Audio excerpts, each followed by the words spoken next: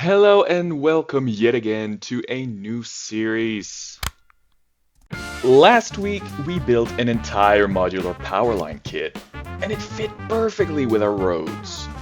It's simple, snappy, and adds just the right touch of realism. But my incredible peeps! What are roads without cars, right?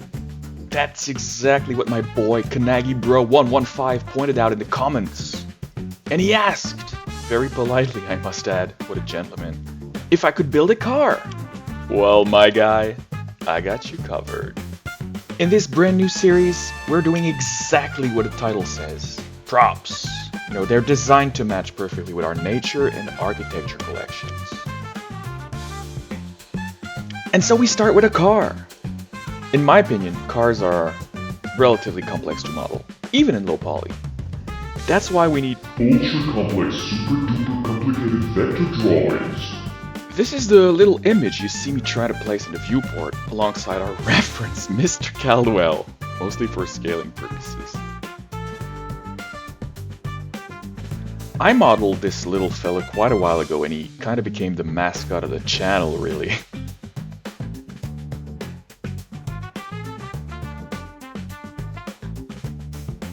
With all the vector planes positioned, we can now begin blocking out the main form.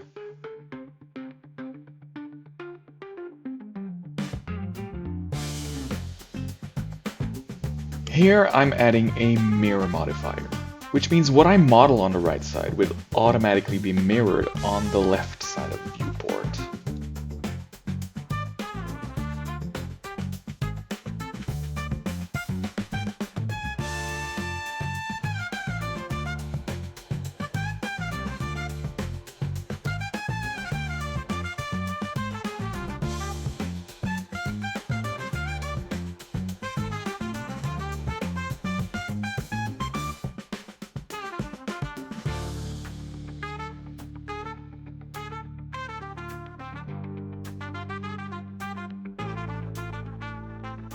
By the way guys, this is the model we're working on today.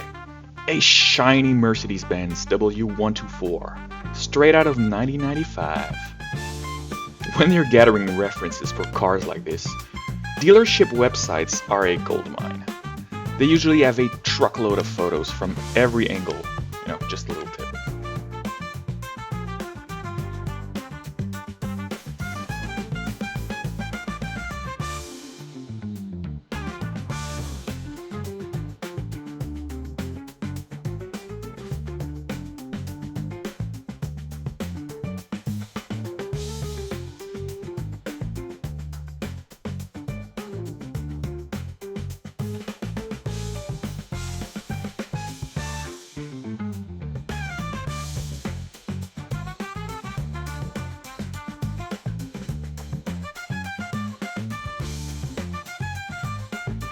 Alright, time to cut some holes into the mesh to make room for the wheels.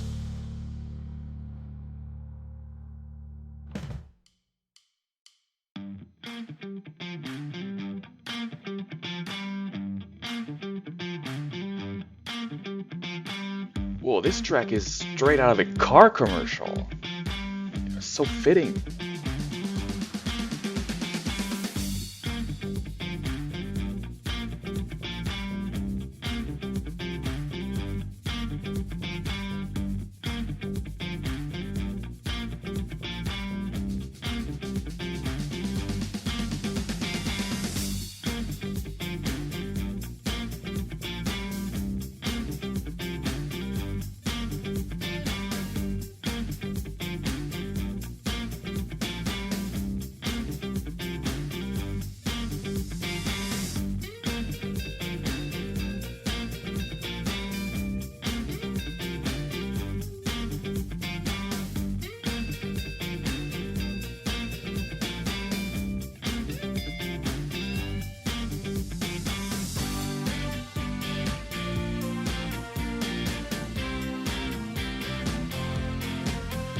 Let's move on to the crucial part, adding the wheels.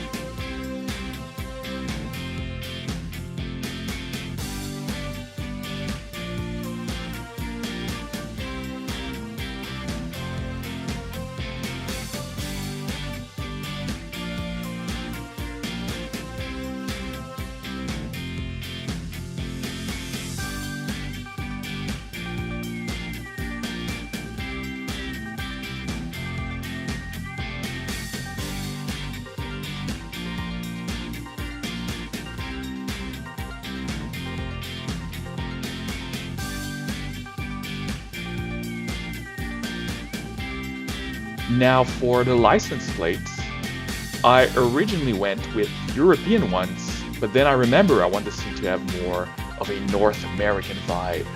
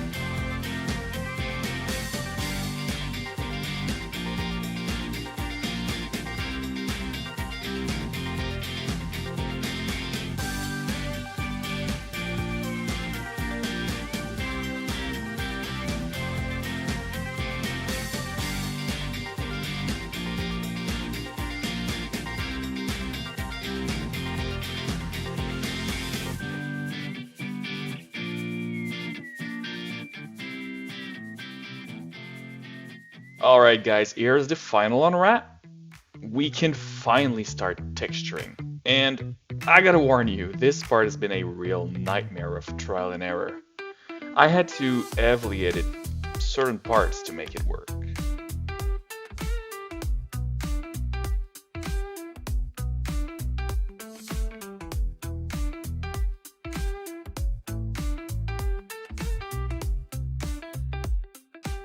Just like with the mirror modifier on the geometry, you can stack the UVs so both sides share the same texture. It's a nice little optimization trick. It gives you more space in your UV layout. Not that we really need that extra quality with the low res we're looking for, but hey, it's good to know anyway.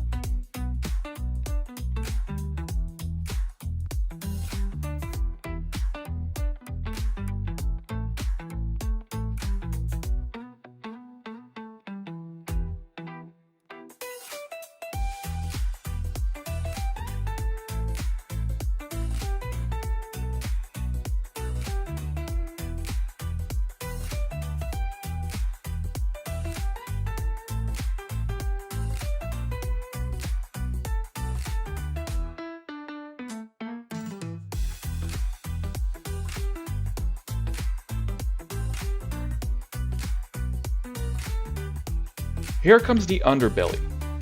You never know when you're gonna need it. Like, say your video game character gets into a massive crash. Having the bottom of the car textured might actually come in handy.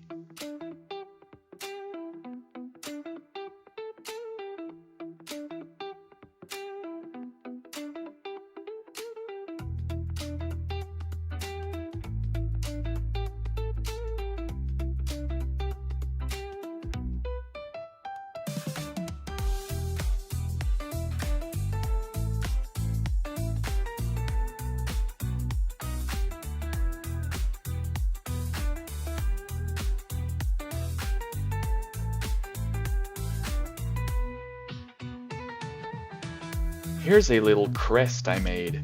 It kinda looks like the Mercedes logo, but not quite.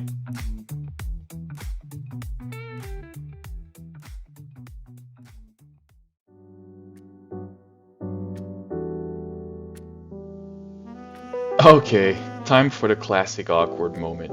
You know, where I ask you to like, subscribe, and all that stuff. I know, but seriously, it helps a ton. And honestly, the fact that you're still here listening to me ramble, that's just amazing. I really can't thank you enough for that.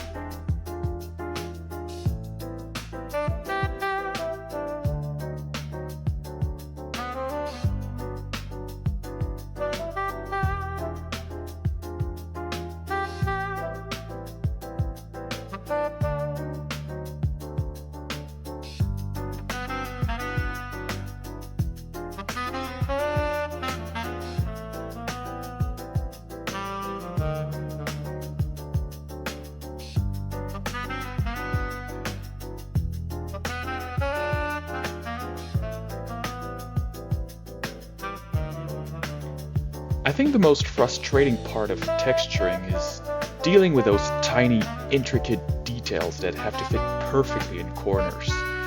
Like this headlight, for example. But the car turned out really great. You'll see in just a moment.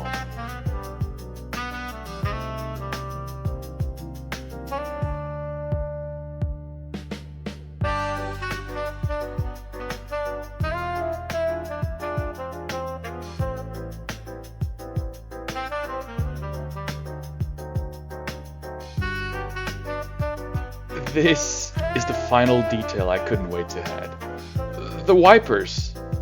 They're just a simple image with transparency, but oh, I love them.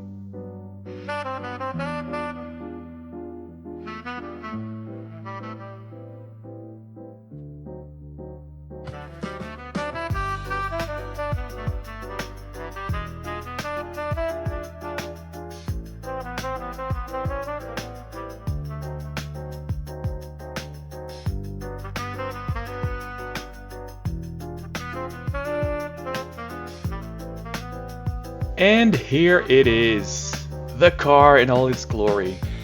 I even dropped it into a little showroom that I made just for this moment.